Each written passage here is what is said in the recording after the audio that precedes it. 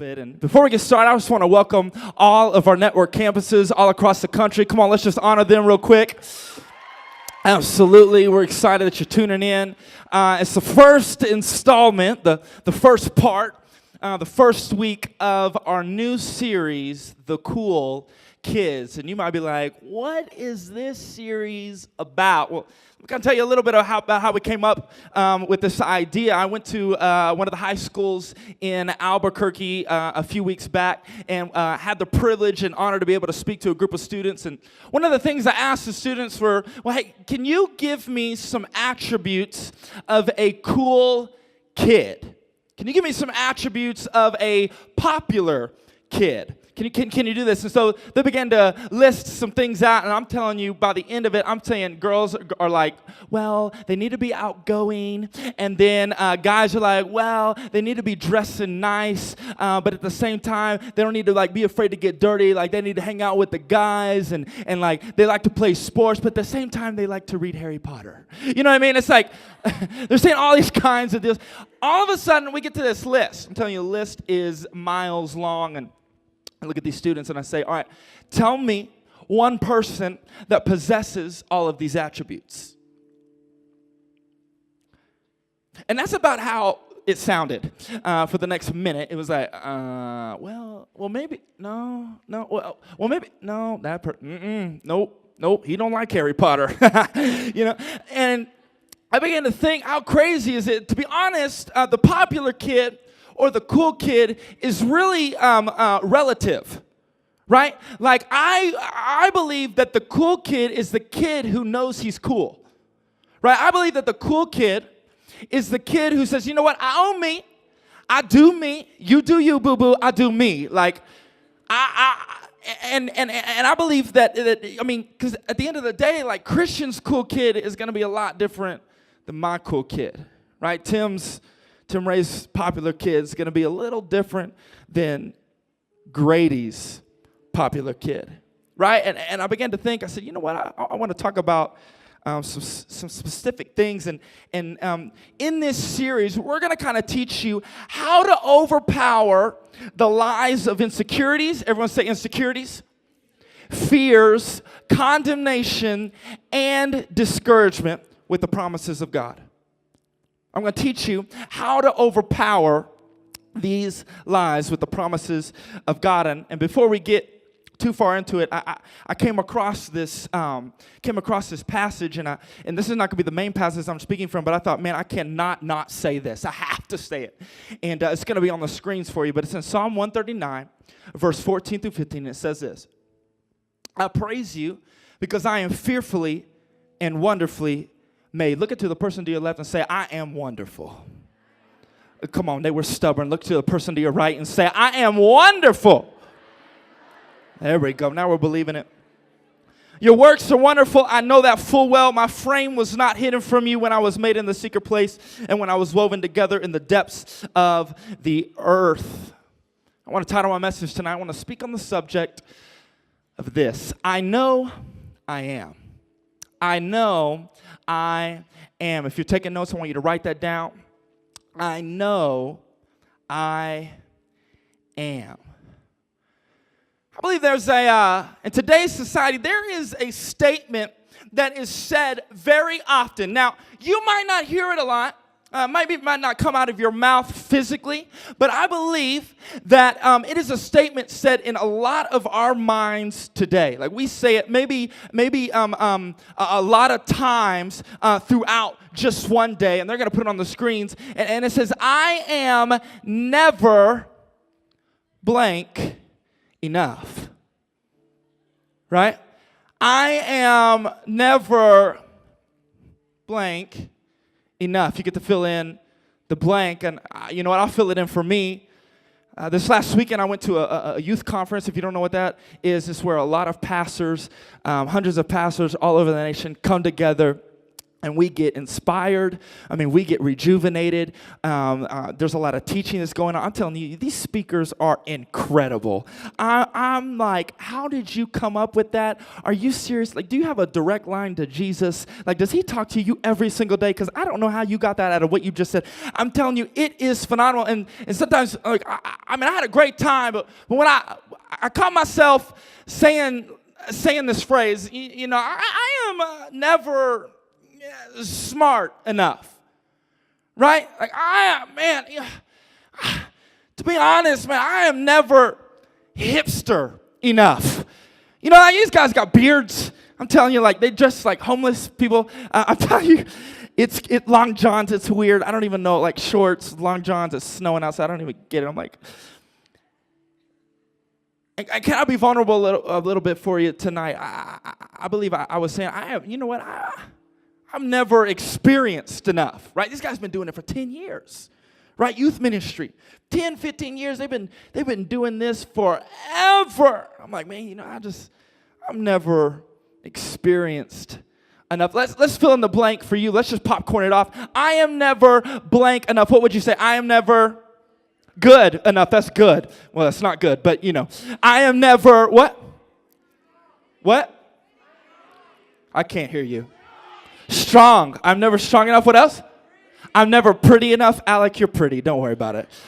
I'm never what? Big enough? Big enough. I am never. Anything else? One more. I am never. Did someone say blonde? It was either blonde or small. Smart. I'm never smart enough. Right? This phrase is the essence of insecurity. Right? I am never blank enough. Right? For a lot of us, this is the soundtrack to many of our lives. And I want to look at this in this passage that we're about to read, and I want to talk about the character of Moses. Everyone say Moses. Right? He's one of the most insecure leaders in the Bible. Right? He was a deliverer.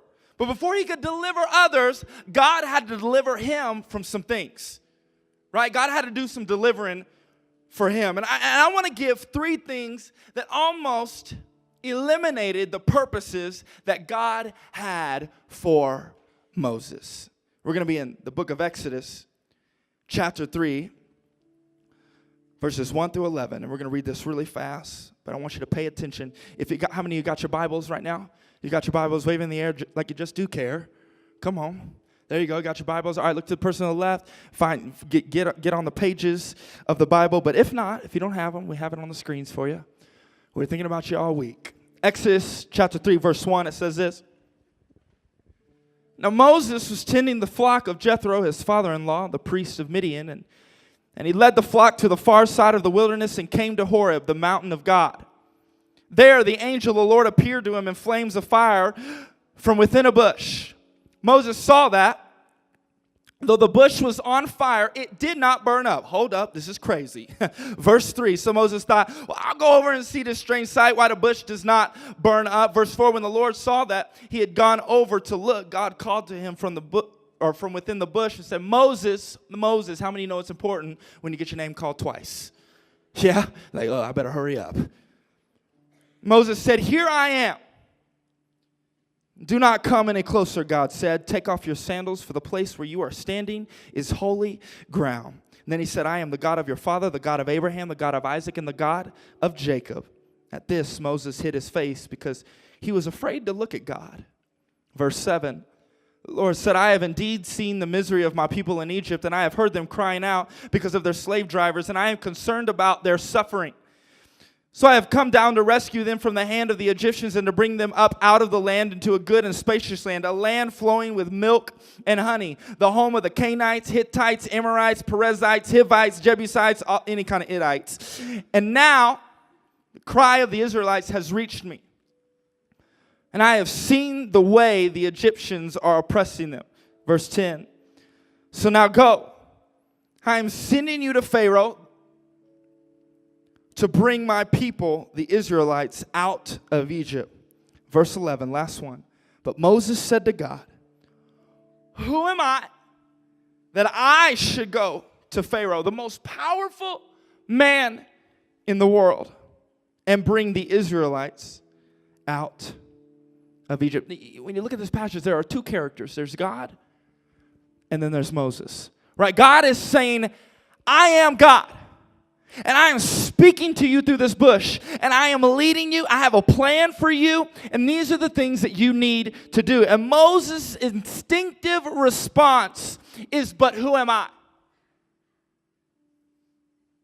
Who am I? The first thing I want you to write down, I believe that Moses was saying is, I'm so dysfunctional. I'm so dysfunctional. Maybe you've said that before. Maybe I'm just out of the box, weird, crazy. Anyone ever been there before? 5 people. Okay, cool. I'm so dysfunctional. Right? God is saying, look, this is who I am. This is what I'm saying to you, and this is what I want you to do with your life. And Moses says, well, I hear who you are, but who am I? I hear you, God, but who am I? He begins to go, oh, I messed up. Like, God, you sure me? I'm jacked up. I am screwed up. In fact, I'm a murderer. I killed someone. Isn't it crazy that the enemy likes to do this? When God begins to come to you and begins to tell you your plans, your dreams, your destinies, your calling that you have for your life, he will begin to use your history to feed your insecurity.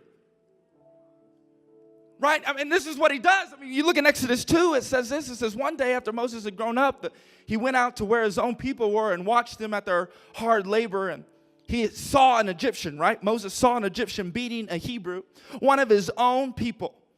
Looking this way and that and seeing no one, he killed the Egyptian and hid him in the sand. The next day, he went out and saw two Hebrews fighting. He asked the one in the wrong, why are you hitting your fellow Hebrew?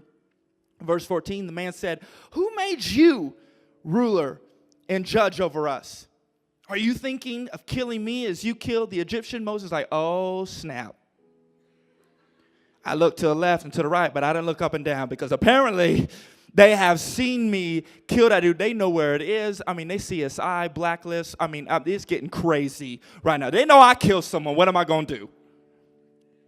When Pharaoh heard of this, he tried to kill Moses, but Moses fled from Pharaoh and went to live in Midian, where he sat down by a well. Right? Moses is like, look, I'm dysfunctional, God.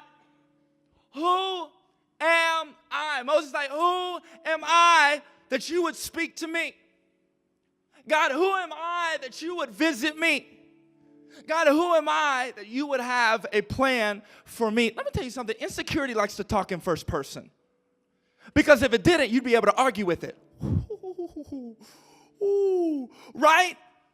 That's what happens, right? Insecurity is internalized so that you have to say it yourself. Ooh, I'm preaching better than you talking back right now. We internalize this insecurity and we say, you know what, I'm messed up, I'm jacked up, I'm screwed up. And I am so dysfunctional. I remember when I was a little kid, my dad always, he loved when I was like a little kid. Y'all know about me, my dad, and he loved like right when I was about 3 years old, and he would always call my name and be like, hey, Tim, come over here, come help me with this. Hey, Tim, come do this. And about 3 years old, I start being able to talk. Obviously, I could talk a little bit before that, but just trying to really getting some sentences down. And every time he would call my name, I'd be like, how you know my name? Right? 3 years old, so I had a high-pitched voice. Don't hate. Right? My mother would say, hey, Tim, come over here. And I walked to my dad. How you know my name? How you know my name? Right? He'd be like, I gave you your name. Right? My dad was like, I gave you your name. Look, I made you.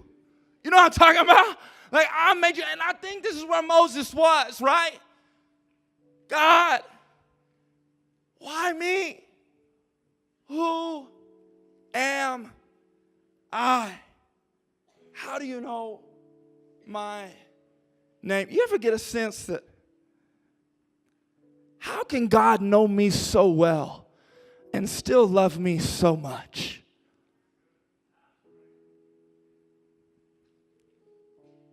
He says, I'm so dysfunctional, God. The second thing I believe he was saying is, I'm so deficient. You might be looking, going, deficient? What does that mean, Tim? Don't worry, I just wanted to get artistic and make it all D's so you can remember it. So Tuesdays would turn into Wednesdays, and Wednesdays would turn into Thursdays. You wouldn't forget about it, okay? So I'm going to let you know what deficient means. The second one is, I'm so deficient. The definition is lacking something that is needed. Not having enough of something necessary. When you read in Exodus chapter 4, verse 10, we skipped a lot, and I'll give you a little recap real quick. Moses is like, yo, okay, look, if I go with this, how am I going to tell the Israelites that you said something through a burning bush? They ain't going to believe that. Like, I believe you, God, but they ain't going to believe it because they don't see it right now. And how am I going to be able to say, this literally came from God? He said, okay, I understand. If they don't believe that, then this is what you can do. You can take a staff, you can put it on the ground, it'll turn into a snake. Then you can grab that snake, put it in the air, and it will turn back into a staff. If they don't believe you after that, then I want you to take your hand, I want you to put it into your jacket or into your cloak, and then I want you to release it, bring it out of the coat, and then what's going to happen is your hand's going to be leprous filled, right? It's going to be diseased, it's going to be white, it's going to be pussy, it's going to be absolutely nasty. And right before your hand falls off, I want you to put it right back into the cloak, and then I want you to bring it back out, and it's going to be miraculously healed. If they still don't believe you after the snake and the staff and the leprous hand, then what I want you to do is I want you to take this wine, I want you to pour it on the ground, it's going to turn into blood, and this is where we're at, okay? Exodus 4. Just give me a little recap, you know what I mean? Verse 10, Moses said to the Lord, pardon your servant, Lord, I have never been eloquent. Neither in the past nor since you have spoken to your servant. I'm slow of speech and tongue. He said, okay, here's the deal. I really can't communicate. I got a stuttering problem. There's just no way. And like, I've had that all my life, and it hasn't changed in the last 10 minutes since I've seen this whole bush burning thing. And so I think I'm still going to be in trouble. And the Lord said this, verse 11, it says, who gave human beings their mouths? Who makes them deaf or mute? Who gives them sight or makes them blind? Is it not I, the Lord? Now go, I will help you speak and will teach you what to say, right? He's saying, I'll take care of you, Moses. You ain't got to worry about it. I will make you ruler of your mouth. You ain't got to worry about it. But then you begin to look at this. Remember back earlier in the passage, the guy who was fighting the Hebrew, and he goes, who made you judge and ruler over all? And now God's saying, I'll make you ruler over these things. And see, when you doubt the product, you insult the manufacturer.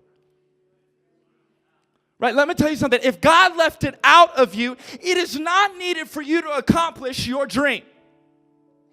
If you don't got it, don't worry about it. You don't need it.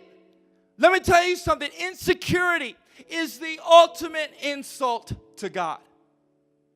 It's the ultimate. When you say that you're deficient, when you say that you're dysfunctional, it implies what you think about God's ability.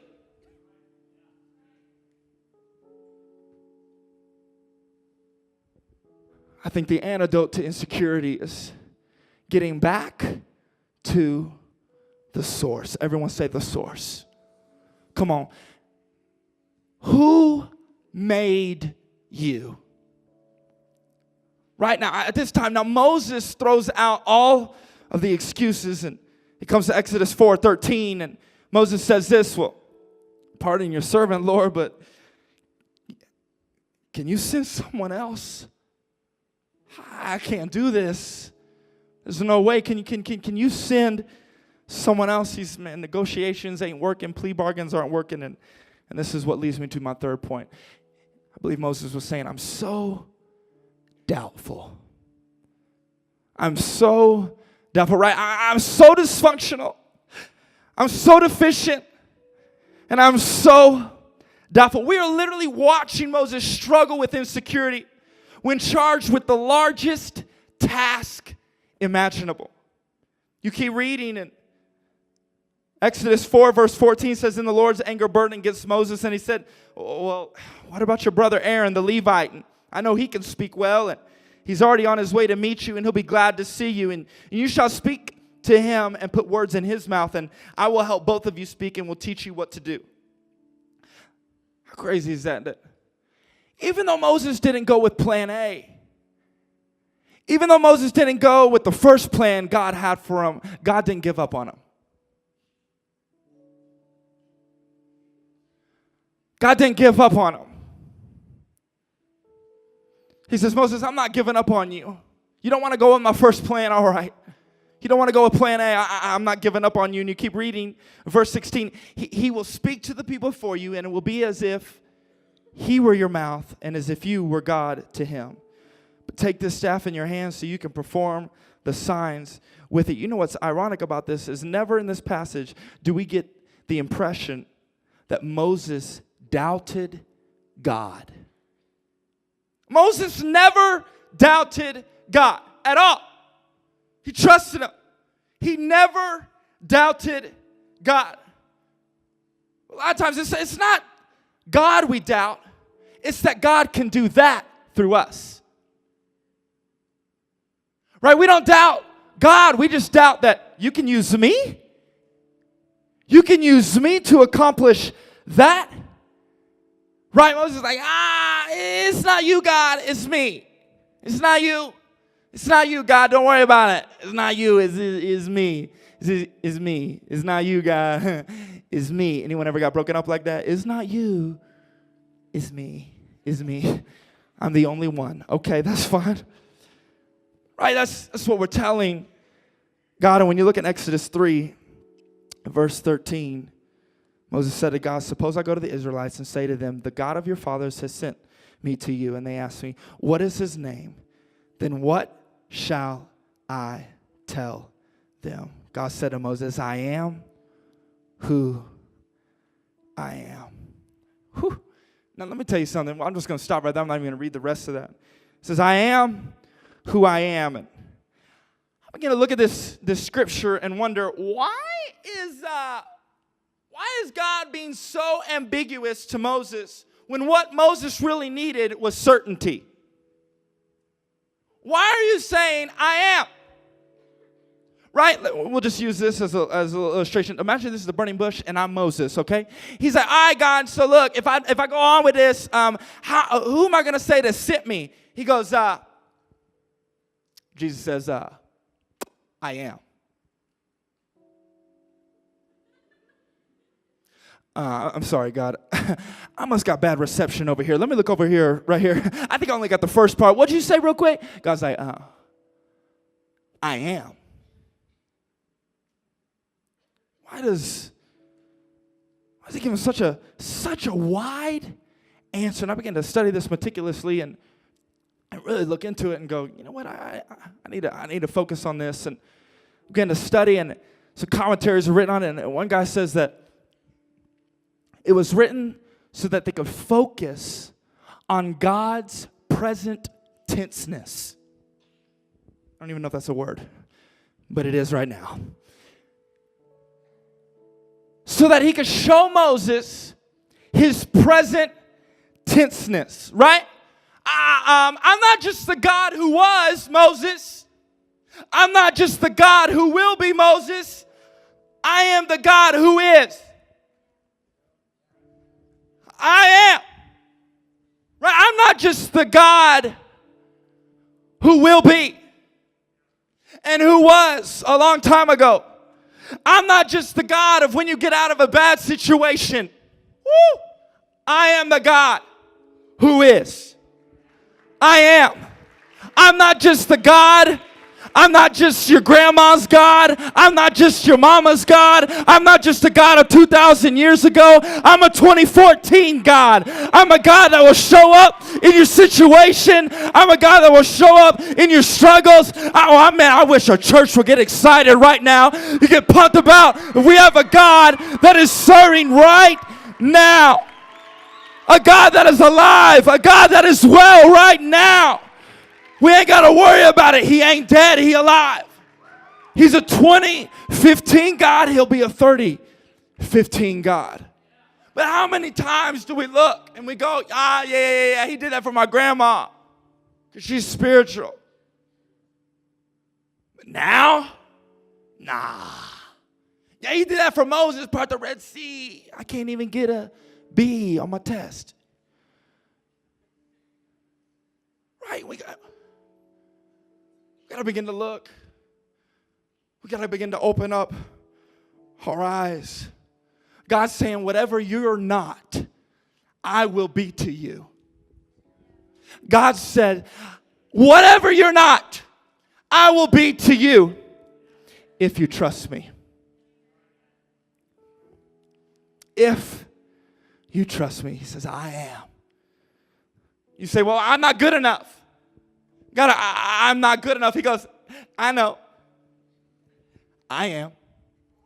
Did you catch that? I don't know if you caught that. Right? You're like, I'm not skilled enough. I'm not talented enough. I'm not certain enough. God's like, I know. I am. Woo! He said, I'm not sure. I'm not confident. There's no way. He goes, I know. But I am. It's not.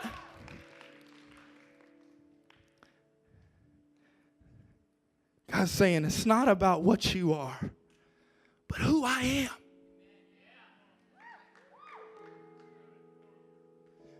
I wonder if we got that for real. The things that would change in our life. It's not about what you are. It's about who I am. Because when you have Jesus, whatever he has, you have.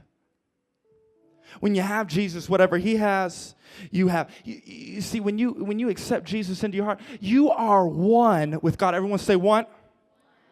You are one. But this is what we do. We begin to walk around in security. I'm so stupid. Right? Has anyone said this before? I think I said it 2 minutes ago. Not 2 minutes ago, but like 20 minutes ago before I got on stage. Like, I'm so dumb. Right? I'm not good enough. I'm not cool enough. I'm not smart enough. I'm not pretty enough. I'm not skinny enough. I'm just not good. I'm not skilled enough. I'm not certain enough. I'm not confident enough. We're saying all these things, and God's going, I'm not any of those things. I'm not one of those things. And if I'm in you, you're not either. If I'm in you, you are not either. What I am, you are. Some of you need to hear it. I keep saying it in different ways just so I can get it in your bones. What I am, you are. Some of you need to understand that when you're sleeping in your bed and you're wondering, man, if I could just lose some weight so he could date me. If I could just be pretty enough. If I just had enough money.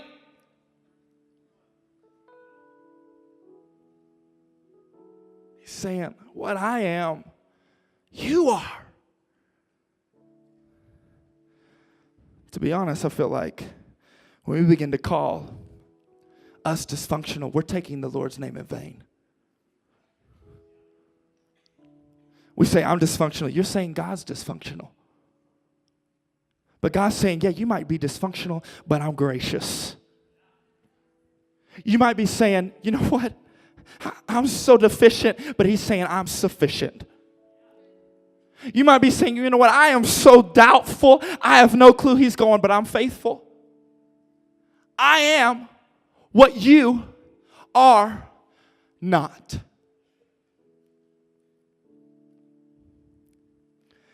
The next time the enemy tries to tell you something, the next time the enemy tries to tell you you're not good enough, you look at him and you say, I know I'm not, but I know I am.